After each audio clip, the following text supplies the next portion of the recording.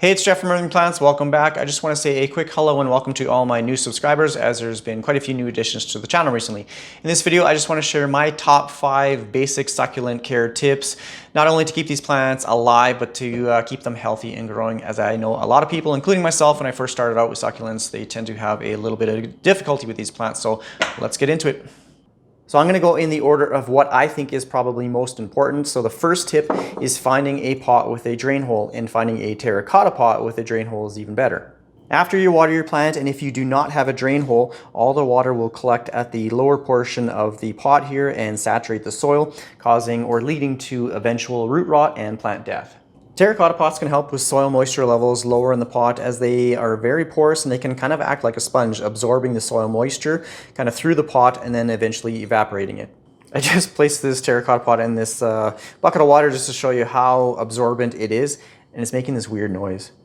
I don't know if you can hear it, but it's kind of like a screeching. But anyways, just so you can see, I'll let this water drain out here, just how absorbent this pot is. The water level is right here. That's the where the water was coming up to, and you can see just how much it absorbs the rest of the water from the pot, and that's what this pot does when there is soil in it. It just absorbs the soil moisture, evaporates it, and helps dry out the lower portion of the soil a little bit quicker than, say, like a porcelain pot or like a plastic pot. So these are very, very efficient at drying out soil a little bit quicker, which succulents like. So tip number 2 is soil. Do not use just a regular potting mix, as those are primarily made up of just peat moss, which tends to hold on and retain moisture quite effectively, which is the exact opposite of what you want for succulents. I use a cactus succulent commercial mix. It's a fast draining formula. They add soil amendments like perlite and sand to help with drainage. I will sometimes add a little bit of perlite into this mix just to help with drainage. I'll mix them up here and I'll show you what the consistency I use looks like. So this is what the mixture looks like without the added perlite. There is some in there, but for me, there is no secret ratio or anything like that. Just something that I would think would be a good, consistent draining soil. So basically 3 scoops I would add, and maybe add like a scoop of extra perlite. And then I'll just kind of mix it up. It might actually be a little bit too much perlite, so might add a little bit extra soil. Just something like, I think a consistency of something like that will do. You just want a higher soil porosity. Porosity is the ability for water and air to kind of circulate around the soil effectively. Something that drains really well, doesn't hold on to soil moisture for very long. So yeah, something like this would be a good, I guess, recommended soil for succulents. So tip number 3 is light requirements. All succulents are sun-loving plants, and they need an area in your home where they get plenty of sunlight. On average, around that 4 to 6 hours of bright sunlight is what they need for them to grow and look healthy.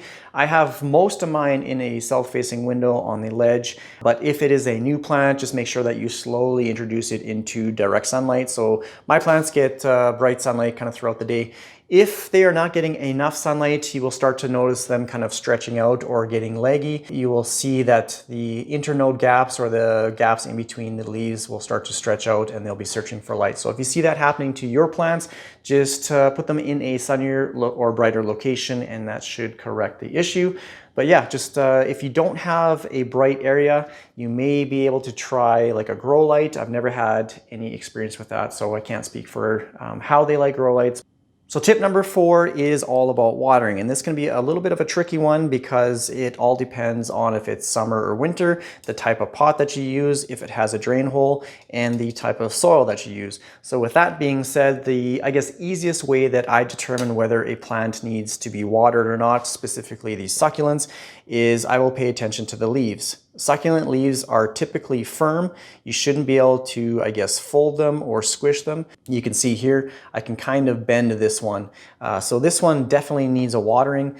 The soil is absolutely bone dry, so that's a good indication. And I probably haven't watered this one in about 3 weeks. Sometimes just going off by the top 1 to 2 inches of soil isn't the most accurate. Like I said, it depends on the pot. If you're in a plastic pot, the soil on top might be dry, but the soil in the bottom might be wet. So you think it needs water, you give some water, and eventually you're going to kill it very quickly with root rot. So I pay attention to the weight of the pot. If it feels rather light, obviously this plant is rather large, so it's going to be a little bit on the heavier side, but you'll definitely be able to tell a difference with a thoroughly watered plant compared to a dry plant. So I'm going to start off with my Euphorbia White Ghost. It looks like a cactus, but it's not. It's a succulent.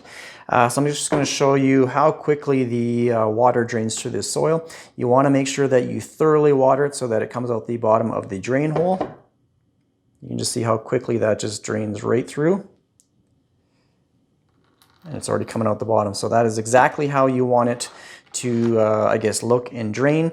One of the misconceptions is that succulents don't like a lot of water, and that is not true. Don't be scared to give succulents a lot of water. Just the frequency of watering is less than, say, most of your regular tropical houseplants. Give them a thorough soaking and it should be fine. Whenever I have plants in my home, I always try and do my best to kind of research how they grow naturally. Succulents are found in semi-desert regions, so obviously they get lots of heat and humidity with periods of dry spells, but they also get, I guess, episodes or periods of kind of heavy rain. So that's how I kind of replicate or think of caring for my plants when I have them in my home. I will give them just a good thorough soaking and a period of just letting them dry out. The last one that I'm going to give a watering to is my beautiful string of pearls. These ones can be a little bit more difficult, I guess, to determine whether they need water or not. I haven't watered this for I don't know how long. Sometimes they do get a little bit of kind of wrinkly texture to the leaves. That is a good sign that it needs to be watered. I do have a video of saving my string of pearls here, as I had it in a porcelain pot and I realized that it was holding on to too much soil moisture in the bottom. Basically repotted it in this terracotta and it is doing really well since putting it in this pot. So I would only recommend terracotta for these string of pearls, as they're quite finicky when it comes to watering. So for this one, again, just pay attention to the leaves, pay attention to the soil and the weight of the pot, and just thoroughly give it some water until it comes out the bottom of the drain hole. I know this one needs a good thorough soaking because the leaves look a little pale, kind of dusky, and some of the ends are drying up as well. Again, that can be a sign of overwatering, but I know I haven't watered this one for a while now. It's coming out with the bottom, I'm just gonna show that. So I knew this one needed some water, and yeah, just give it a good thorough soaking. But like I said, the frequency of watering is typically less. So in the summer, you might have to water maybe once every 2 weeks. In the winter, it might be once a month. So just pay attention to the leaves, pay attention to the soil and the weight of the pot, and you should have no problem with watering succulents. So the last tip number 5, is actually a pretty quick and easy one. It's just making sure that you keep your succulent leaves clean of any dust or debris. This just helps maximize the light that it gets and the ability for it to photosynthesize. So I simply just take kind of a damp paper towel and just lightly clean off the leaves. Sometimes these can be a little bit trickier, but just do the best that you can. With jade plants, it's pretty easy. So all you do is, again, just kind of wipe off as many leaves as you can. It doesn't have to be perfect. Just making sure that it has the ability to photosynthesize. So very important for not only succulents, but all houseplants as well. So that's gonna be pretty much it for this Succulent Tips for Beginners video. If you have any comments or questions about any of these plants or anything I've done in this video, please leave it down in the comment section below. Otherwise, I always appreciate the ongoing support. Thanks again for watching. Take care. Bye.